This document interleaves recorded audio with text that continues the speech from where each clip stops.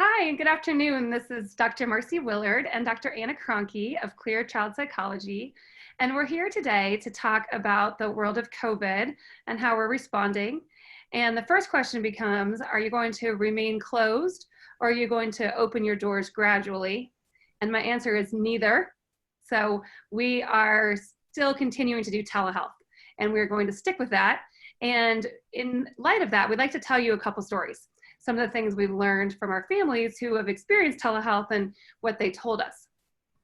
So one family is actually in another state that we've worked with, and she shared a story about us testing her two daughters.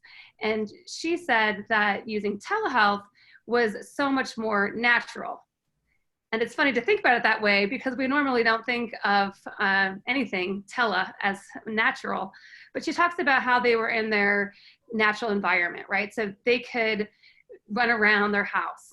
And she said, you know, what's more normal than getting on the FaceTime with, mama and granddad and getting to talk to family members that way? There's nothing more normal than that. And so the girls were accustomed to it. And then she said something very interesting that I think really resonated with me, which was, I want my child when they're going in for a psych evaluation to do their very best, to show what they can really do. And with telehealth, that was possible because they were in their natural environment and they were comfortable. And so she would just kind of rave about this as the best way to get an evaluation done.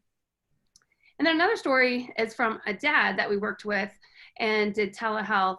One of the things that he really liked was he was still working in the office in those days, and he really liked it that he didn't have to stop working and go home in order to get on a call with a psychologist and get some feedback.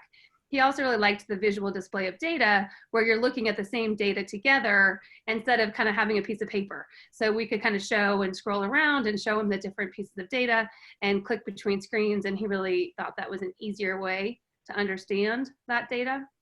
And so a lot of really good positive feedback from the parents. Another parent told us I think it was yesterday, that she came on after just being able to run from one appointment to the next, and she was on Zoom, and she said, I really don't hate this. We were happy to hear that, and just because it was much more convenient for her family life, right? So the kiddo had school stuff going on Zoom, and she had meetings, and she was able to just grab her grandson and jump on the call and do the meeting with us. So she thought it was really helpful. And I'm going to turn it over to Dr. Cronky to tell a couple stories as well. Hey, I'm Dr. Anna Cronky, and I would agree that we've had some positive experiences. In light of all the challenging things that have been going on for everyone, it's actually been pretty neat to have some of these telehealth experiences with families, both for the ease of the families just being able to log right in and get access to us quickly, and also the comfort level of the kids. So just thinking about some of the evaluations we've done in the past few weeks, I think it's been really neat to get in there and see the child in their natural environment. So in their bedroom, we're talking, we're doing activities, and I can say, oh, I love that picture on your wall. Tell me about that. And then they can tell me, oh, I love drawing robots. I drew that robot. Let me show you this model over here that I made. We're having other conversations. I'm saying, gosh, it's cold down here today.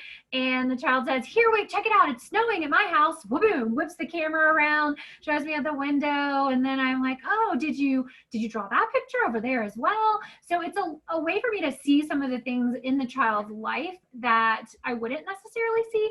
And also that comfort level for these school-aged kids of being on the computer and communicating on the computer is really high. They're very comfortable with this interaction.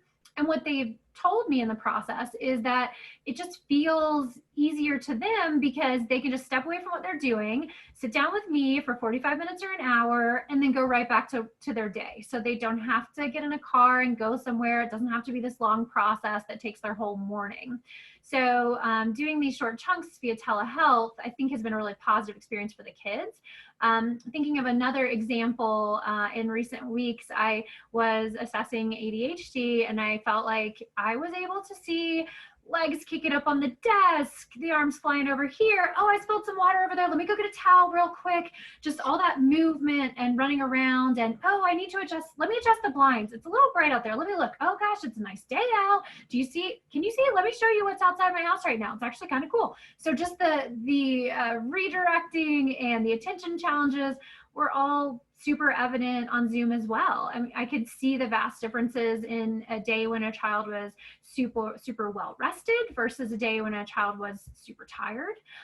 So, you know, in doing these kind of short chunks, I think it was more pleasant for the kids, and also allowed me to still get a really good window into what's going on with them and this, you know, comfort level. They can hold up their dog and then they hear my dog moving around and they're like, oh, I want to meet your dog. And so I get to bring my dog on camera. So just kind of that connection is really neat. And then I think when we're working with some younger kids who there might be a little bit less of that direct back and forth, we're able to get families to do some videos, and those give us a great window too. You know, we're seeing what's happening. What does this family's kitchen look like? What's the structure? Where's the child sitting for dinner? What does that look like? What is it like in the backyard? Do they have fenced in space? Do they have some toys out there that are really appropriate for age level? How's that interaction look with siblings, with animals? Get to see their cats and dogs, you know, in the bedroom, reading books with mom or dad, getting to get a good picture of what does their life look like. And back to what Marcy said, sharing some of the feedback from parents who we've worked with, it's a sort of comfortable, easy way for parents to feel like they're really showing you their child's life.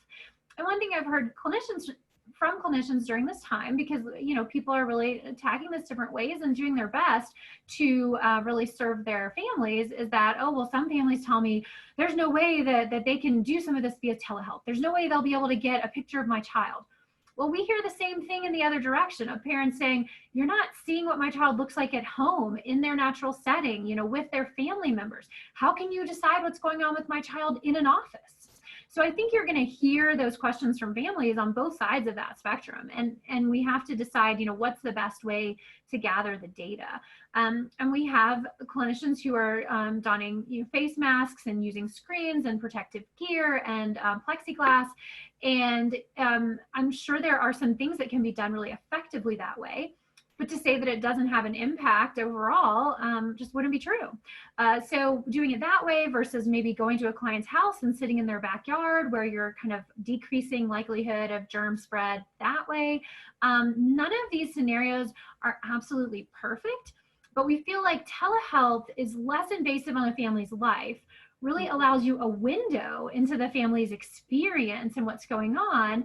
And as Marcy said, allows us to give that feedback and show all these images and walk a family through it through screen share on the computer in a way that works just as well, if not better, than sharing with them a piece of paper or showing them your computer screen within an office.